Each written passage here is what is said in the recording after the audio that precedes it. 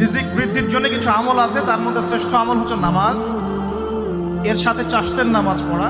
চাশত মানে সালাতুদ দুহা, এর আগে ইশরাকের নামাজ আছে।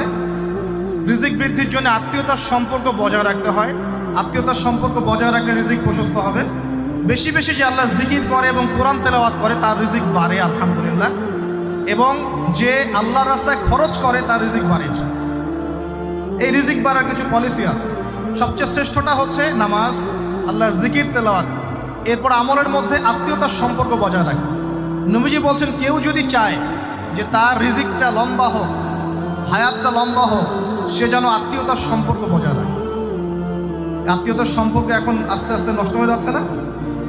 খেয়াল করে দেখেন, আত্মীয়তার সম্পর্ক আপনি বজায় রাখবেন।